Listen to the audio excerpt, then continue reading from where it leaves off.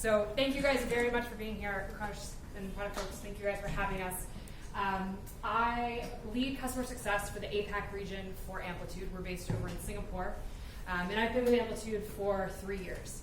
I am not a product manager, but I have worked with product teams for almost 10 years now.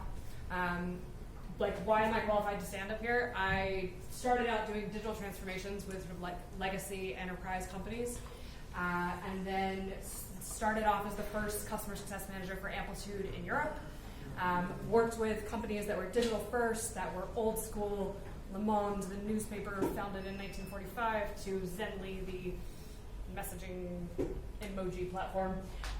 And now over in Singapore, really trying to be a product strategist and evangelist in the region. And we spend about a week every quarter, every month over here in India.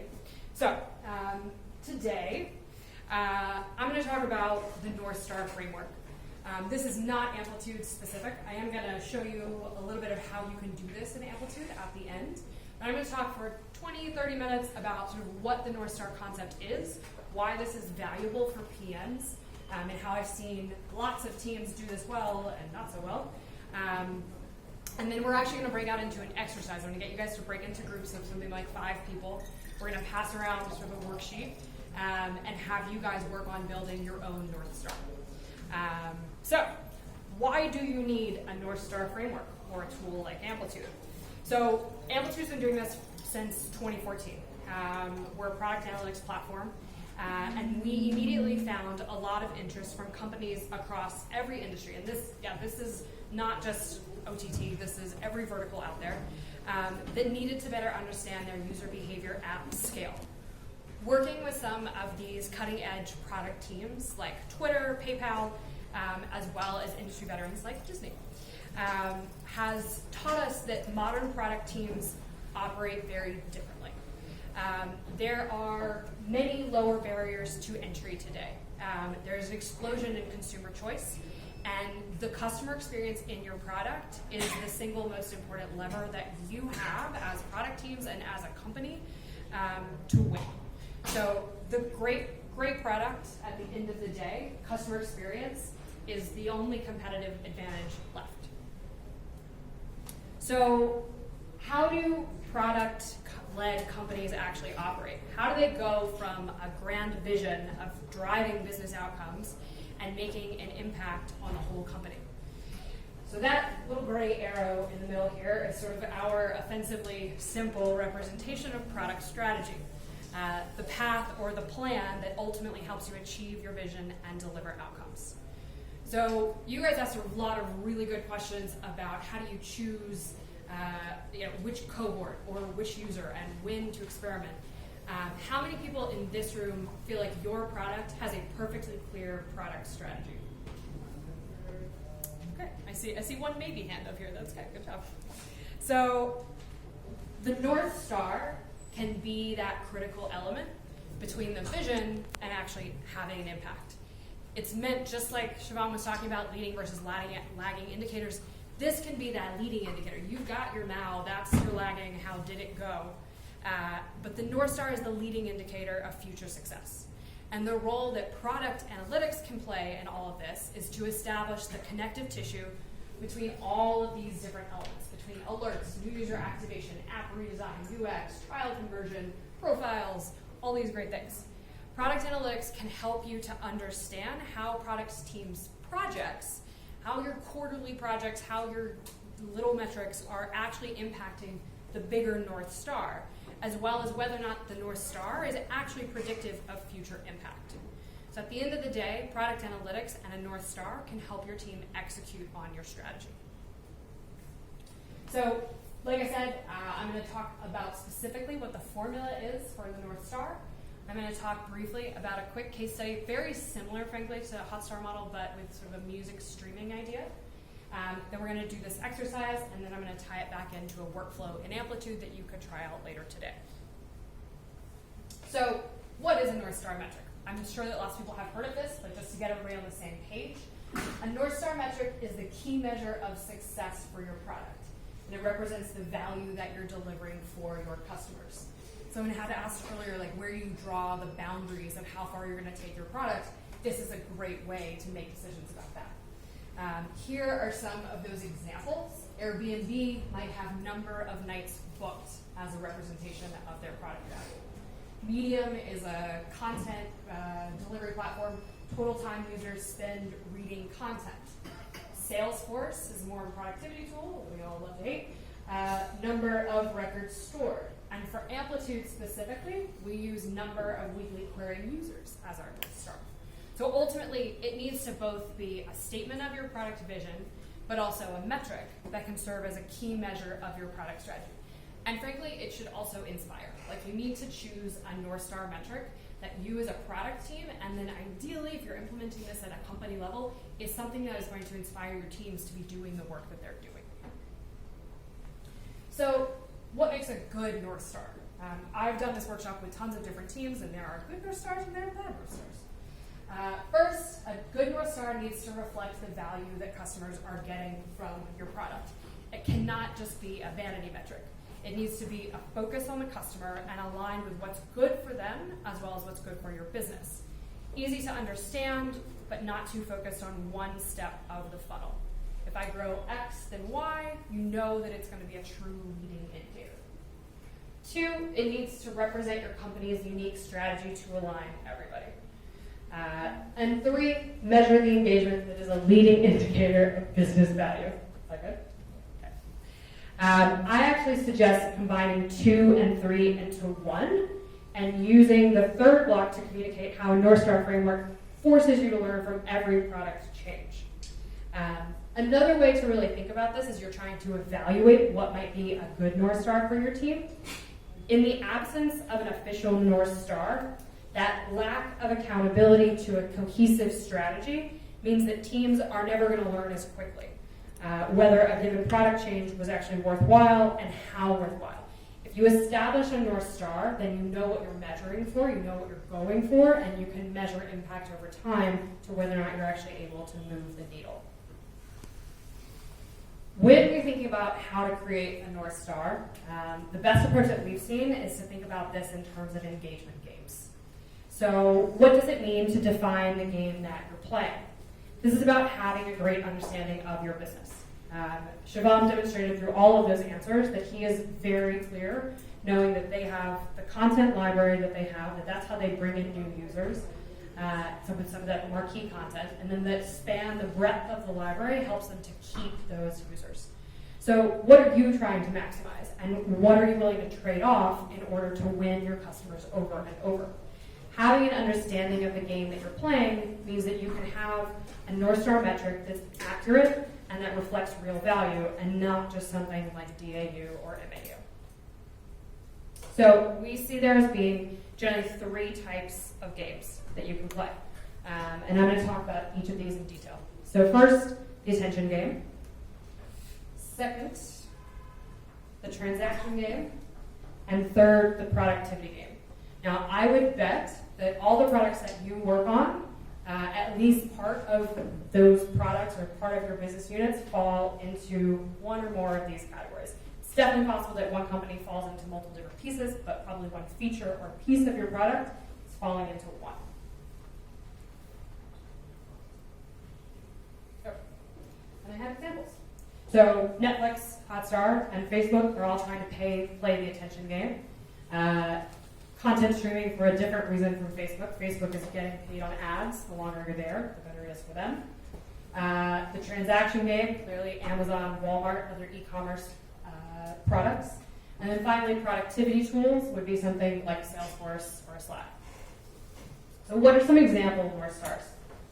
For the attention game, and again, Hotstar, Shivam can talk more about this, Facebook, Snapchat, Netflix, typical product North Stars might be total time spent engaging with content, the number of users spending at least 5 minutes a day, the number of stories viewed, or number of subscribers streaming at least 60 hours a month. Somebody had actually asked a question about Netflix and bandwidth management. I think we have actually spoken with people at Netflix in the US, and at some point in time, it may not still be true today, they actually were trying to optimize right around that 60-hour point in time. But all around, these attention products are ones in which you're trying to maximize the amount of time that your users are spending with the product. It also means sometimes that they're making trade-offs.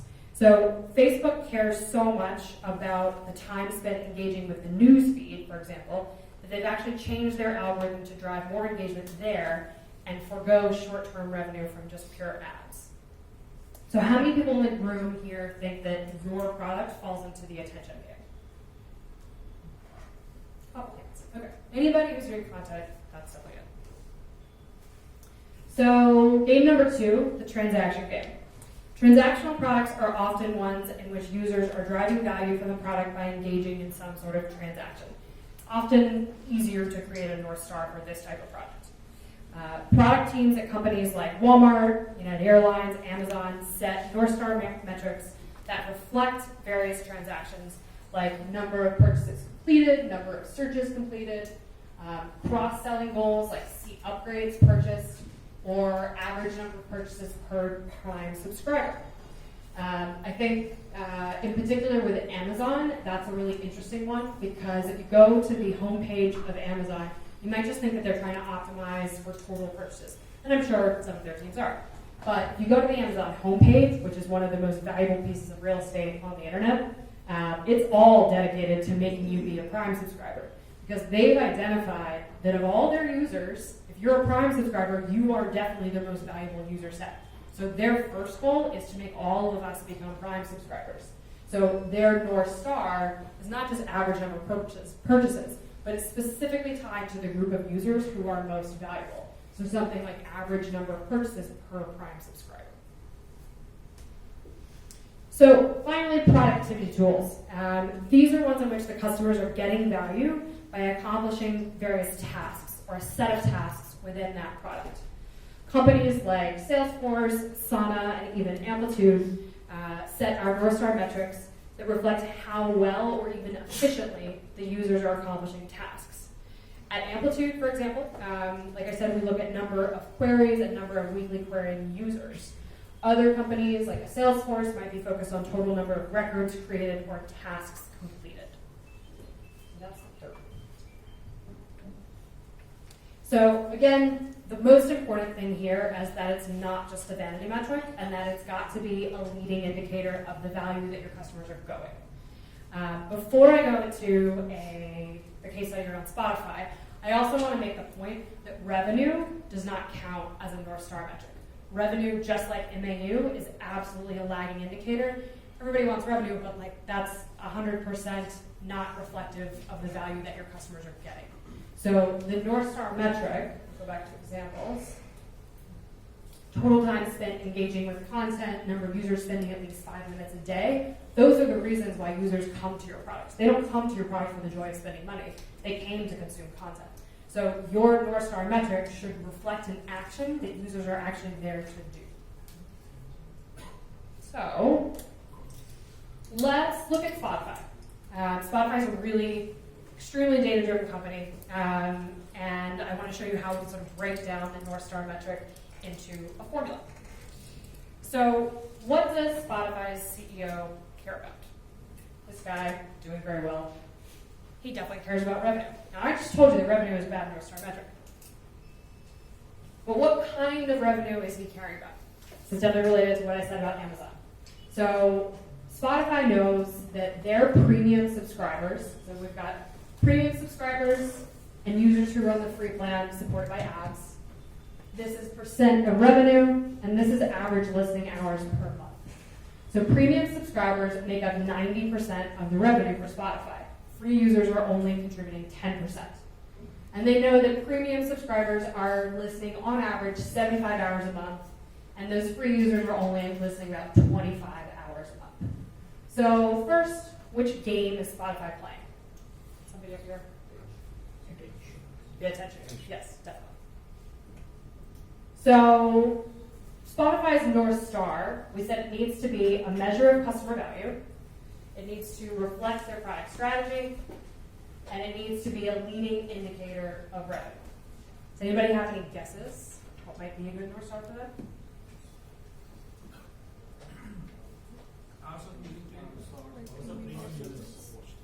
Sorry, so shout out loud. Engagement of premium users? Yes, okay, definitely on the right track. So what we specifically, you said engagement, so let's go a step more specifically than just engagement. A lot of times engagement is a very vague thing. Specifically, what is the time spent by subscribers listening to music? And you might even want to time bound that, so you might want to say within each week or within each month. But this meets all of our requirements of needing to measure the actual customer value that came there to listen to music. It represents the product strategy, and it's definitely a leading indicator of revenue. We know that those subscribers are the ones who pay the most money, and that's ultimately going to drive your revenue. So that's why we're narrowing it down to a specific user subset and not just across all users. So let's look at the formula itself. So to build out a good North Star, and people ask questions earlier about all these different types of metrics, we really break it down into 3 different pieces. 1, breadth, 2, depth, and 3 is frequency. So for Spotify, if time spent by subscribers listening to music is a North Star, the breadth is going to be represented by the count of listeners. The depth is going to be represented by how deeply they're engaging with your content, and the frequency is going to be how often they're listening. So right here, specifically for Spotify, this is where you might have specific input metrics that roll up into each of the 3 pieces of this formula. So under breadth, we're looking at number of trial users and number of premium subscribers. Under depth, we're looking at number of hours per session and number of sessions per week. Now, again, this slide is specific to Spotify, but this is the framework. This is how you can have teams, you can have pods, you can have cross-functional groups, all working on different pieces of your product and different pieces of your strategy. Your marketing team might take an input metric, but have them all aligned around the same top-level North Star metric that you've had a conversation about that represents product value and is driving towards your company's strategy. This is how you can build a strategy that's helping you measure the experimentation, the hypotheses that you're forming, and determining what needle to move and how well that's actually going. So overall, once you're built, I'm just going to build this out. What we've got here are some bets that they might make at Spotify if you're looking to experiment with product initiatives to drive those input metrics. So if those are the inputs that we want to measure, we're trying to say, okay, number of trial users and number of premium subscribers are something that are really important. Goal here is to improve new user conversion. So that might mean that for Q2, you're going to have a pod that's working on music discovery. They might be working on personalized recommendation or social features and friend activity, because you've formed a hypothesis based on your data that these features might help to move the needle specifically to improve your new user conversion. And then you can have data, you can measure that in Amplitude or another tool, and you can see how well you're doing to move the needle on number of trial users and number of premium subscribers. And the same thing, in the depth category, it might be features like listening offline, artist radio, and then they've added in additional formats like podcasts and exercise mixes. So how well can we do to increase the amount of time being spent per session? And then on the frequency side, can you bring your users back more often? Retention is the ultimate goal. Like, you can't just keep bringing in new users, you need to get those users coming back. So things like new artist notifications or special features like the New Music Monday thing that Spotify launched are all there to help bring users back more often and drive the frequency piece so that you are doing more sessions each week. So this is a functional formula, and each of these pieces can be measured with your data. So ultimately, the North Star is extremely important for measuring your bets, but it doesn't tell you how to play the game any more than a scoreboard does. The strategies that determine whether you win or lose are going to hinge upon your understanding of those levers, those input metrics that actually drive the North Star. So what I want to do now is sort of jump into an exercise and help you guys work on building those out. So I'm going to pass around a worksheet that is basically a blank framework of what I showed. I'm going to show you instructions. So I need you guys to break into groups of like 5. You can just be within your rows, maybe each side breaks into a group. We're going to take the next 15 or 20 minutes, let you guys work on building out. This is like an example for Spotify, where we identify here, okay, this is their revenue model, monthly subscription from paying users, and this is their product North Star. These are examples of product features and input metrics that can influence each of those. So what I want you to do is get into your groups and then decide if you want to do your own product or you want to take an example product. OpenTable, I have a built-out example for that. That's like a restaurant reservation system. Choose a product and then take 15 minutes and we can go around the room and help you to build this out. And then I'm going to have some people come up and talk about the choices and disagreements that you had over the course of this conversation. And then we're going to follow it up with a workflow in Amplitude, just quickly, how you could do this too. Okay? So, can you help me with that? Thank you.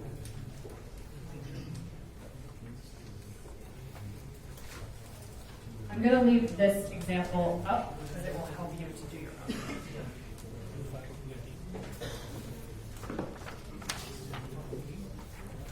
So it's one per team. One or two per team, yeah. You could be a premium user or you could be seeing more ads as well. So this watch time, and we could say watch time per for a period of time. So watch time is a North Star metric. Further, in terms of the input metrics, the breadth, we've looked at the free users, the paid users. And in terms of free users, we've looked at the sources through which these free users would also be there. Is it advertisements or how do they land up there? Also, what we have covered is the number of devices or the channels through which you can watch Hotstar. Mostly the devices, so laptop or your phone. And assuming there is one concurrent session. In terms of depth, we've looked at 3 ways in which we get exposure. So number of minutes spent on or watch time per session. We've looked at percentage of video completion, which we believe for one of the main content types for Hotstar, the entertainment, it is going to be applicable. For sports, we kind of tweaked this a bit, and we said that we define milestones or bookmarks that users say is significant events, and that can be a good level of depth exposure that we measure for sports or the live section of it. Another measure of engagement exposure, depth of exposure, was to look at the percentage of times user clicked on watch later. So watch later gives you a listing of exposure of content that you as a user are doing at Hotstar can measure that. In terms of frequency, we kind of looked at number of sessions you're doing over a period of time, that be a week or a month, made more sense in our case. So, do we want to add more to it? Are you open to feedback? Okay, so I think your input metrics were really good because you were saying things like percentage, you were talking about numeric measurable metrics, and that is a really key piece. All of these examples up here can be measured by data. So you need to get those narrowed down to something very specific. What I would challenge you guys to go a little bit deeper on is the North Star itself, where you said watch time. That's measurable, but what type of user and with what kind of frequency? So within what interval? Like watch time for a month, watch time within a week, and probably we want to care about like paying users, people that have purchased content versus just any user at all. So I would challenge you to drill down a little bit more on that North Star. That's really good. Shivam, do you have feedback? Yeah, just one thing regarding depth, right? So it's good that you were measuring hours per session and hours in a month, right? But what is also important to note is how many distinct titles is the user engaging with. Let's say if a user is engaged only with a single TV show, both of the metrics which you chose would go up and then suddenly go down, right? But to look at the depth of engagement, how many titles is a user engaged with is also important. And I would think on those lines. Okay, how risky is my user? Is he hinged only to one particular feature? Can I de-risk him? Okay, we're going to do one more example, and then we're going to wrap up, and we'll be done by 2:15. Hello everyone, my name is Santosh, and I'm not a product manager. So we are just one bunch of 5 people there. We struggled to identify which product to pick.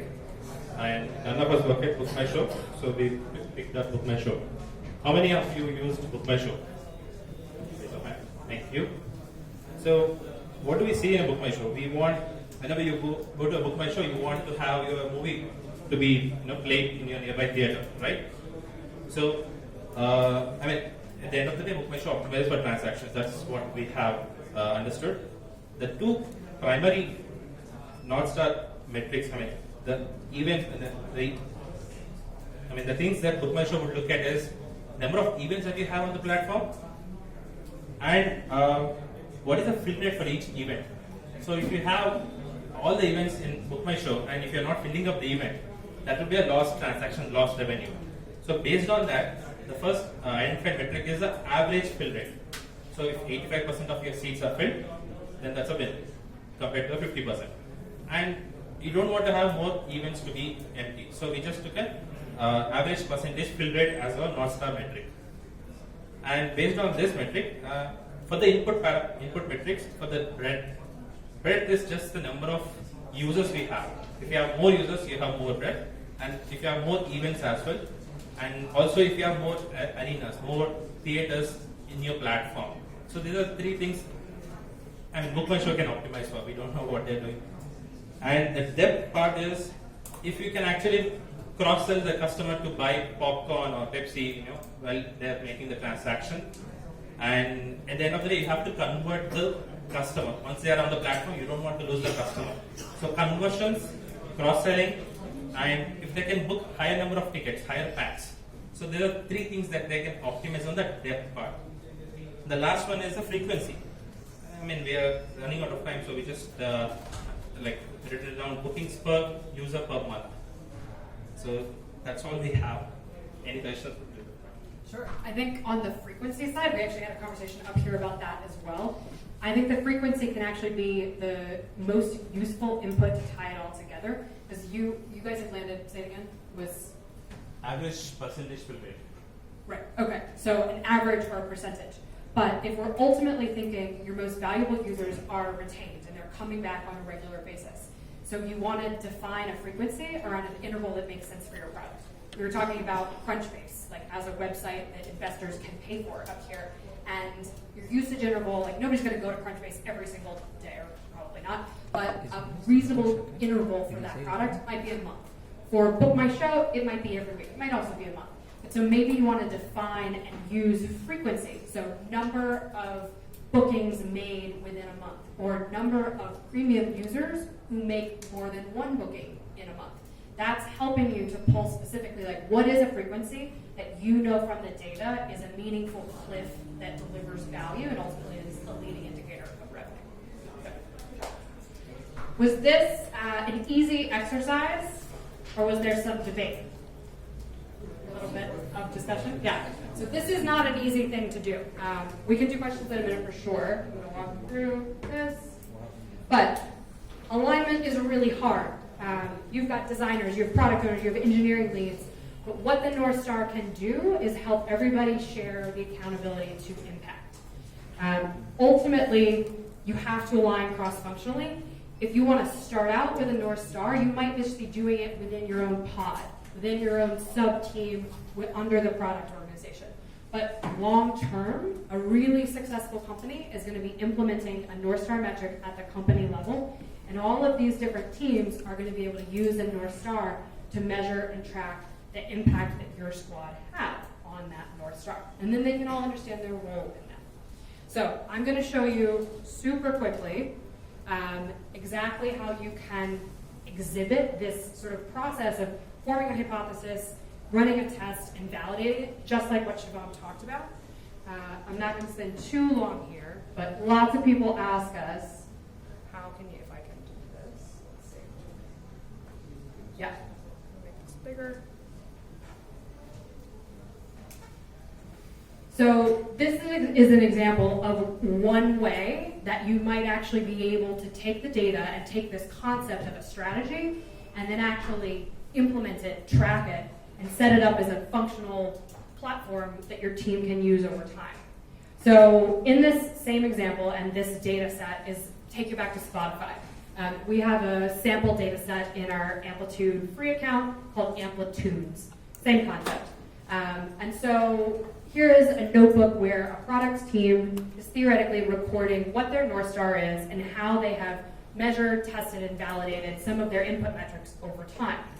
So we're determining that the North Star should be focused on retaining total monthly subscribers, just like we talked about, and that 90% of the revenue is coming from those subscribers. So as a team, we need to dig into what that metric is and explore some of the hypotheses across the team. So where should you start? You're going to have to bear with me. So very first, we're saying that our North Star is around specifically focused on the premium users because they're the ones that pay. But we want to validate that. So first of all, you've got a chart here. How are we seeing that the revenue is different between our free versus premium users? This is a quarterly chart, and you can see here in that blue line, we're in fact like validating this hypothesis of our North Star. Yes, those premium users are driving the vast bulk of revenue. So then, ideally, you're thinking about, okay, so we've identified the user subset, but now we want to take that and think about, okay, what are features and bets that we might want to make to drive the North Star overall? So I actually like to start with a tool like this, Pathfinder. Ooh, that's going to be tough to see. Let's blow this up. Okay, so this is very messy. This is a Pathfinder chart. But what we're doing here is trying to generate a hypothesis. And what this is showing you are different user journeys through your product. Now, this top line journey, this is probably just going to validate what we expect to see happen in Spotify.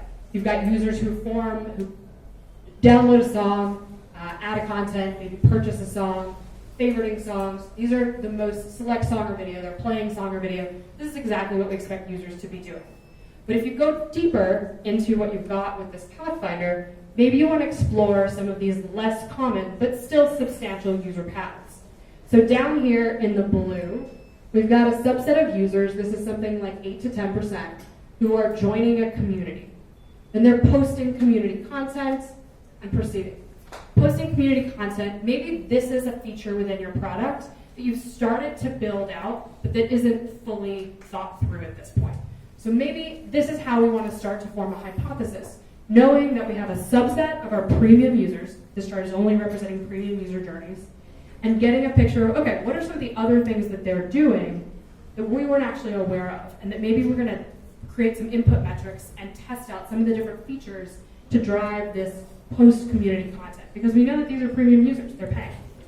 So let's go a step deeper and understand how much they're doing that. We go into, this chart here.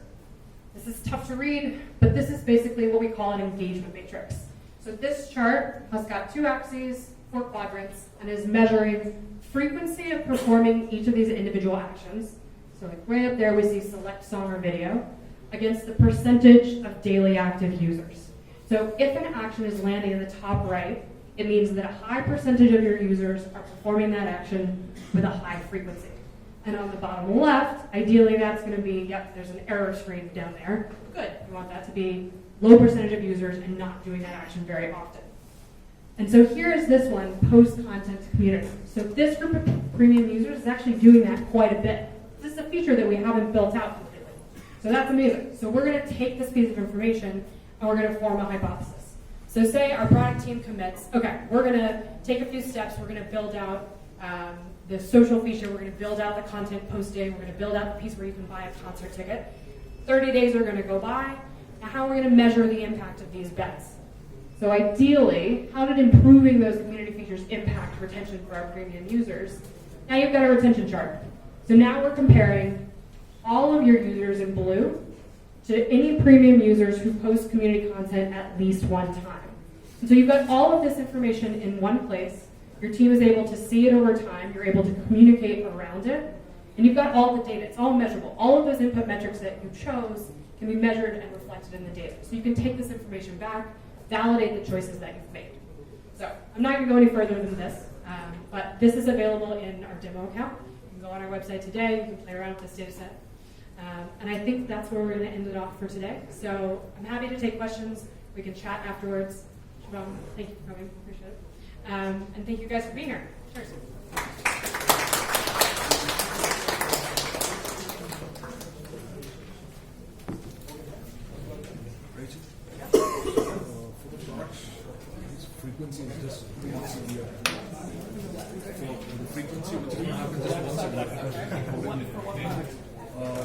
Yeah, turbojets. Yes.